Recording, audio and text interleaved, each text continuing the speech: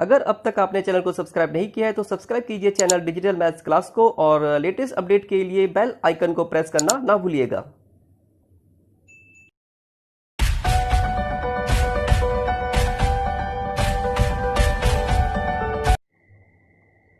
Dear students, स्वागत है आप सभी का आज की क्लास में। चैप्टर 5 कॉन्टिन्यूटी एंड डिफरेंशिएबिलिटी में एक्सरसाइज 5.1 में क्वेश्चन 19 तक हमने कर लिया है। और आगे बढ़ने से पहले कुछ इंपॉर्टेंट थ्योरम्स हैं जो आगे के क्वेश्चन में काम आएंगी, उन्हें डिस्कस कर लेते हैं। सबसे पहले theorem 1, a constant function is everywhere continuous.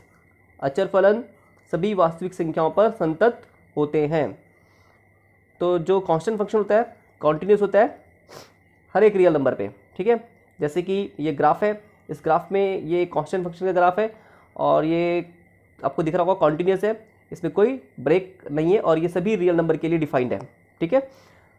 Next theorem 2, the identity function is everywhere continuous. तत्समक फलन संतत होते हैं सभी रियल नंबर्स पे। तत्समक फलन ये होता है f of x is equal to x, ठीक है, एक्स की इमेज एक्स। ये आइडेंटिटी फंक्शन होता है, जैसे कि आप ये ग्राफ में देख सकते हैं। तो सभी रियल नंबर के लिए डिफाइंड है और आप ग्राफ में देख सकते हैं बिना ब्रेक के, या कहीं पे कोई ब्रेक नहीं है, इट मींस ये क्या है, कॉन्टिन्यूअस है, ठीक है। Next theorem 3, a polynomial function is everywhere continuous. बहुपदीय फलन सभी रियल नंबर के लिए संतत होते हैं। तो पहले तो ये आपको पता होना चाहिए कि बहुपदीय फलन होते क्या है।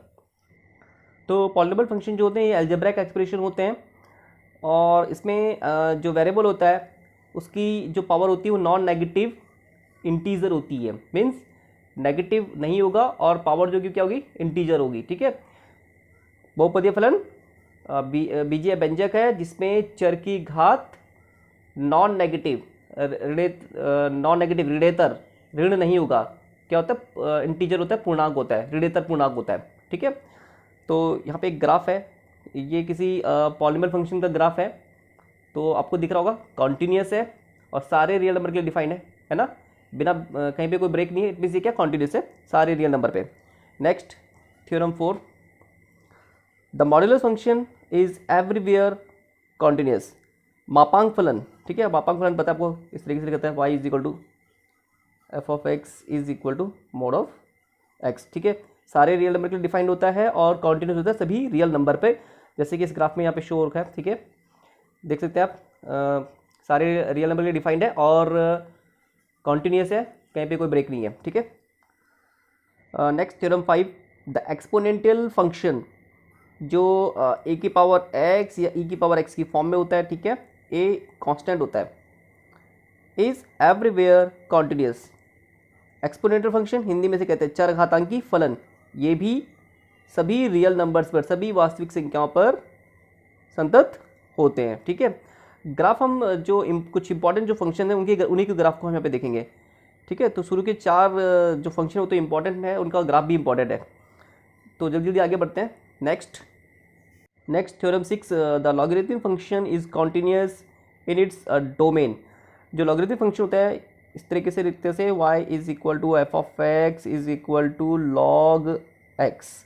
तो इसमें जो x होता है वो पॉजिटिव रियल नंबर होना चाहिए। इट मीन्स इसका जो डोमेन होता है किसी पॉजिटिव रियल नंबर के लिए ही डिफाइंड होता है, तो इसका जो डोमेन होगा ये पॉजिटिव रियल नंबर से, ठीक है। तो अपने डोमेन में ये कॉन्टिन्यूअस होता है, हिंदी में कहते हैं लघुगणकीय फलन, अपने प्रांत में संतत होते हैं।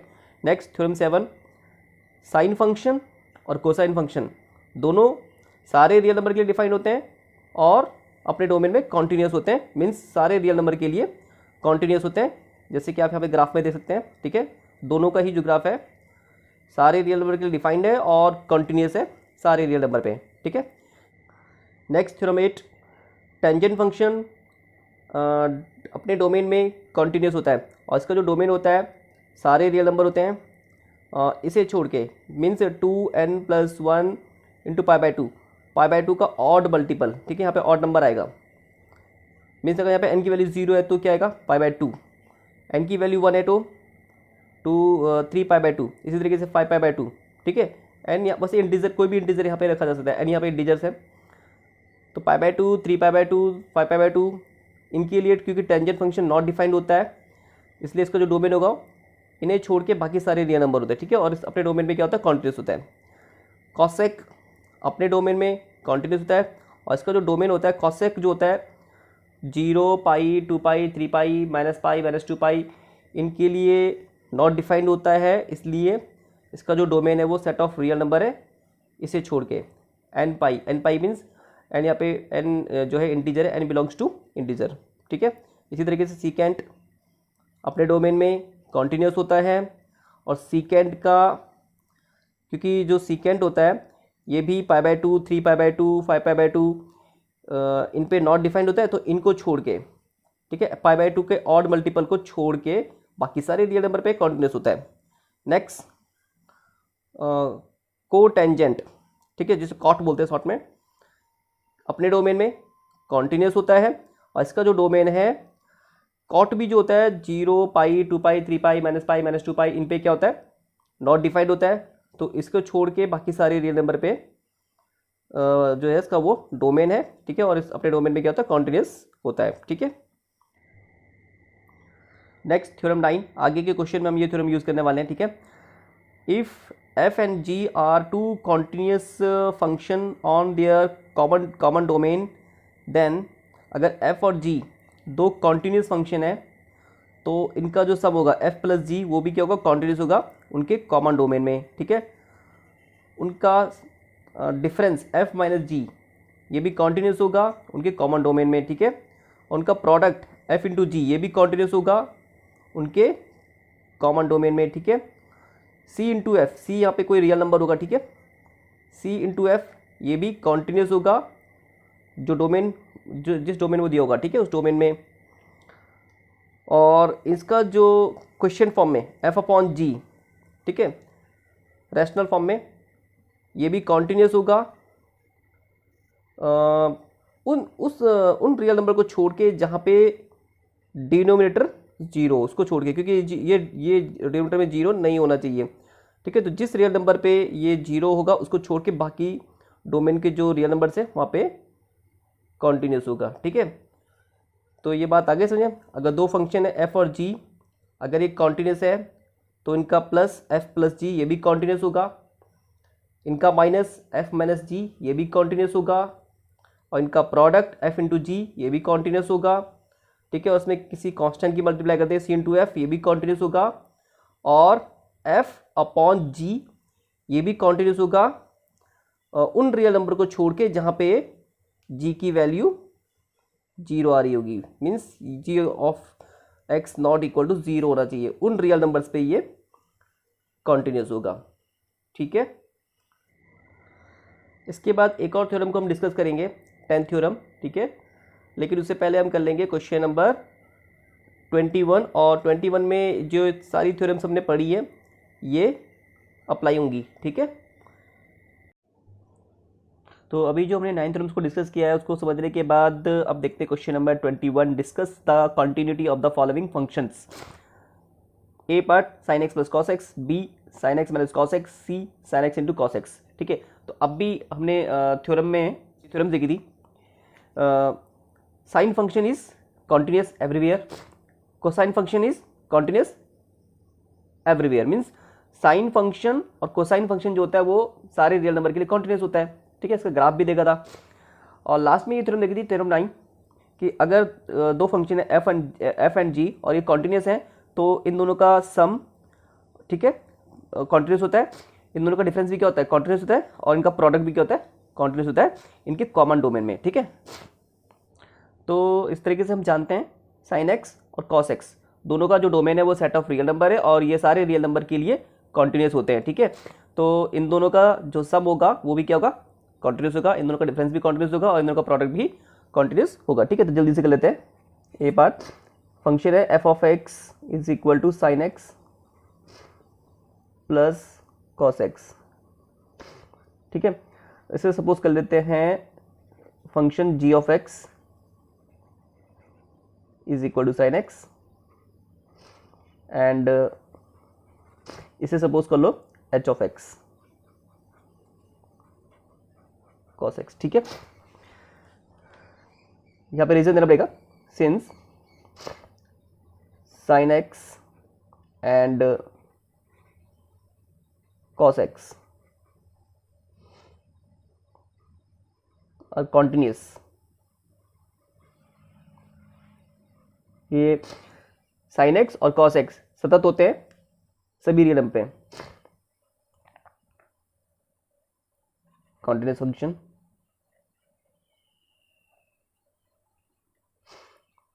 फॉर ऑल रियल नंबर्स, है ना। इसका जो डोमेन है वो सेट ऑफ रियल नंबर है, सारे रियल नंबर के लिए कॉन्टिन्यूस होते हैं, इसलिए इनका जो सम होगा g of x plus h of x is equal to sine x plus cos x, और ये इक्वल टू क्या है, f of x is also continuous for all real number. ठीक है, सभी रियल नंबर पे sin x plus cos x continuous होगा। इसी तरीके से इसके लिए भी लिख देंगे, ये भी क्या होगा, कॉन्टिन्यूस होगा, और इसी तरीके से इन दोनों का प्रोडक्ट भी कॉन्टिन्यूस होगा। ठीक है, तो ये हमने थ्योरम का यूज करके किया। अगर हम थ्योरम का यूज ना करें तो जैसे हमने पहले के क्वेश्चन किए हैं उसी तरीके से इनको भी कर सकते हैं स्टेप बाय स्टेप। ठीक है, तो डोमेन हो गया इसका सेट ऑफ रियल नंबर। ठीक है, थोड़ा सा हिंट देता हूँ कैसे कैसे करेंगे। तो हम एक रियल नंबर सपोज कर देंगे c या a b कुछ भी। ठीक है, और इसमें left hand side limit x tends to c negative f of x, इसमें लेफ्ट हैंड साइड भी निकालेंगे। ठीक है, और फिर इसमें right hand side limit x tends to c positive f of x, और c पे फंक्शन की वैल्यू जो कि होगी sin c plus cos c, ये तीनों इक्वल आएंगे। ठीक है, और इस तरीके से ये पॉइंट हमने इस पे सपोज करा है आर्बिट्रेरी पॉइंट है, तो इस पे फंक्शन कॉन्टिन्यूस है, तो इसी तरीके से सारे रियल नंबर पे कॉन्टिन्यूस होगा। इस तरीके से हम यहाँ पे प्रूफ कर लेंगे। ठीक है, तो इस तरीके से भी कर सकते हो स्टेप बाय स्टेप, लेकिन अभी हमने थ्योरम डिस्कस करी, तो आप इन थ्योरम का यूज करके ही इन क्वेश्चन को कीजिएगा। ठीक है, ये लास्ट थ्योरम है, थ्योरम 10। ठीक है, ये भी एक इंपॉर्टेंट थ्योरम है किसी क्वेश्चन में कॉन्टिन्यूटी को बताने के लिए। तो ये है the composition of two continuous function is continuous function. Composition Hindi में कहते हैं संयोजन। ठीक है, दो संतत फलनों का संयोजन संतत होता है। ठीक है, और कॉम्पोजिशन को दो फंक्शन का कॉम्पोजिशन कैसे लिखते हैं, इस तरीके से अगर सपोज दो फंक्शन है f एंड g, तो इनका जो कॉम्पोजिशन होगा वो क्या होगा, या तो फॉग या फिर गॉफ। ठीक है, याद रहा तो आपको फॉग इस तरीके से लिखते हैं, f o g of x is equal to f of g of x, function के अंदर फंक्शन। ठीक है, ये होता है फंक्शन का कॉम्पोजिशन। और अगर गॉफ लिखें g o f of x is equal to g of f of x। ठीक है, तो ये इस तरीके से दो फलों का कॉम्पोजिशन होता है, इनका दो संयोजन होता है। तो अगर f और g कॉन्टिन्यूस फंक्शन है, ठीक है, तो इनका जो कॉम्पोजिशन होगा गॉफ या फॉक, वो भी अगर वो एग्जिस्ट करता है तो वो भी क्या होंगे, कॉन्टिन्यूस होते हैं। ठीक है, तो इस पे बेस्ड क्वेश्चन करते हैं अब। तो देखते हैं question number 31। Show that the function defined by f of x is equal to cos x square is a continuous function. ठीक है, यहाँ पे हमें फंक्शन गिवन है f of x is equal to cos x square. ठीक है, तो जो cos का फंक्शन होता है वो होता है cos x, लेकिन यहाँ पे x नहीं, यहाँ पे x को यहाँ पे सब्स्टिट्यूट करके कौन आ गया, x स्क्वायर आ गया है। ठीक है, x के प्लेस में x स्क्वायर आ गया है। तो इस तरह का जो फंक्शन होता है इसे बोलते हैं कॉम्पोजिट फंक्शन, फंक्शन के अंदर फंक्शन। ठीक है, तो ये दो फंक्शन का कॉम्पोजिशन है। इसमें एक फंक्शन हम सपोज कर लेते हैं that g of x is equal to, जैसे मैंने आपको कहा ये cos का फंक्शन cos x होता है ना, तो इसको लिख दो cos x। ठीक है, इसे हम cos x सपोज कर देंगे, और x स्क्वायर को h of x is equal to x square. ठीक है, तो cos x सारे रियल नंबर के डिफाइंड होता है, और x स्क्वायर ये पॉलिनोमियल फंक्शन है, बहुपदीय फलन। ठीक है, जैसे मैंने आपको बताया था कि जो वेरिएबल है, यहाँ पे वेरिएबल x है, x की पावर क्या होनी चाहिए, नॉन नेगेटिव इंटीजर होनी चाहिए, ऋणेतर पूर्णांक। तो यहाँ पे इसकी पावर 2 है, जो कि इंटीजर है, पूर्णांक है, और नॉन नेगेटिव है, नेगेटिव नहीं है। ठीक है, तो ये पॉलिनोमियल फंक्शन है, और जो बहुपदीय फलन होते हैं वो भी सारे रियल नंबर के लिए डिफाइंड होते हैं। ठीक है, तो दोनों ही फंक्शन cos x और एक्स स्क्वायर दोनों ही सभी रियल नंबर पे कॉन्टिन्यूस होते हैं, ठीक है। तो सिंस एक मिनट पहले इसका वो ले लेते हैं, कॉम्पोजिशन ले लेते हैं, g of h of x। पहले हमें यहाँ पे शो करना पड़ेगा कि इन दोनों का जो कॉम्पोजिशन है वो f ऑफ x के इक्वल है। तो कैसे लिखते हैं कॉम्पोजिशन को, g of h of x, ठीक है, is equal to g of h of x।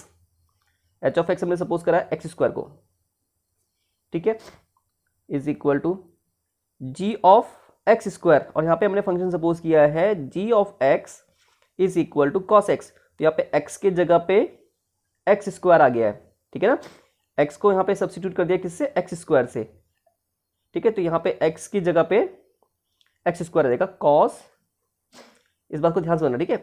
यहाँ पे x की जगह पे एक्स स्क्वायर आ गया है, तो यहाँ पे cos और x की जगह पे क्या लिखेंगे, एक्स स्क्वायर, ठीक है। तो g और h इन दोनों का जो कंपोजिशन है g of h of x is equal to cos x square, और ये फंक्शन हमें गिवन है f ऑफ x, ठीक है। तो सिंस हमने थ्योरम में भी पढ़ा था जो कोसाइन का फंक्शन होता है कॉन्टिन्यूस होता है सारी रियल नंबर पे, g of x is equal to cos x is continuous function. Continuous function कैसा फंक्शन है ये, सतत फलन, ठीक है। हम जानते हैं cos x सतत फलन होता है सभी रियल नंबर पे, and h of x is equal to x square, ये पॉलिनोमियल फंक्शन है, पॉलिनोमियल फंक्शन, बहुपदीय फलन।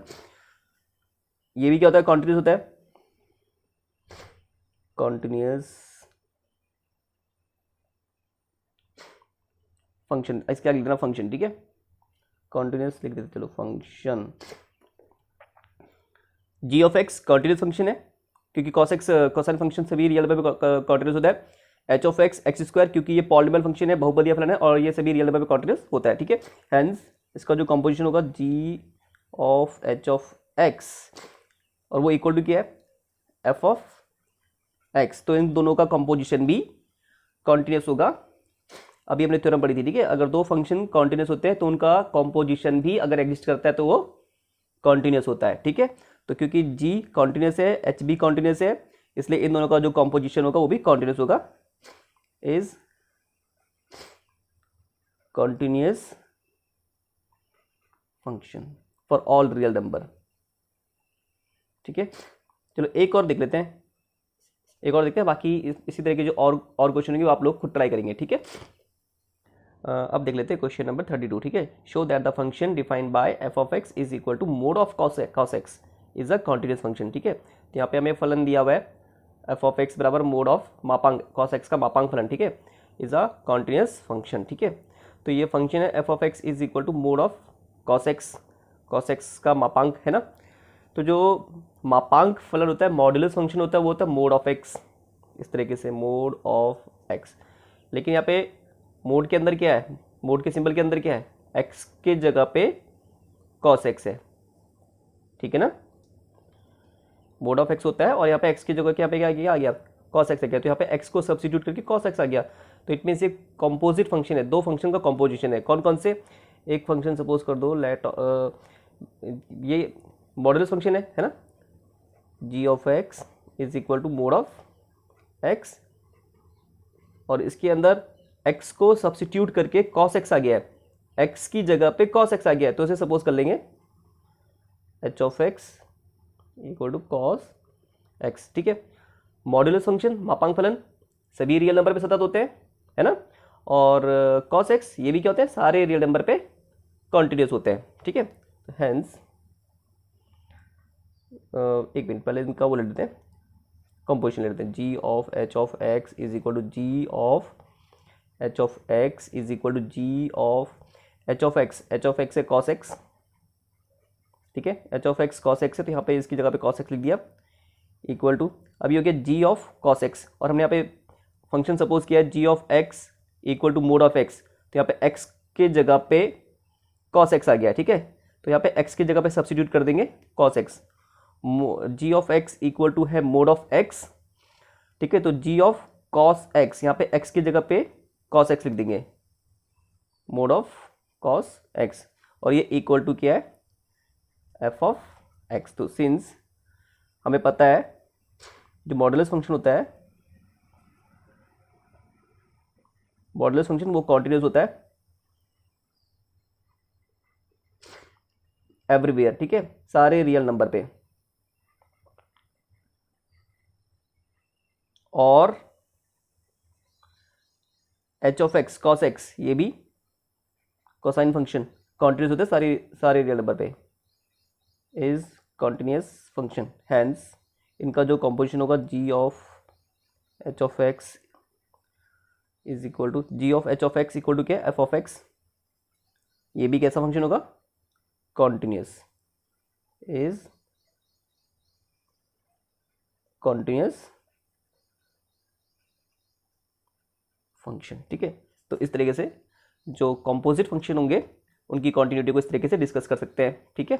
इसी तरीके से क्वेश्चन नंबर 33 है, वो आपको ट्राई करना, अगर कोई दिक्कत होती है तो आप ज़रूर पूछिएगा कमेंट बॉक्स में, ठीक है। बाकी अब काफ़ी टाइम लग गया इस एक्सरसाइज में, है ना, तो बस एक दिन और देते हैं इस एक्सरसाइज को और कंप्लीट करते हैं।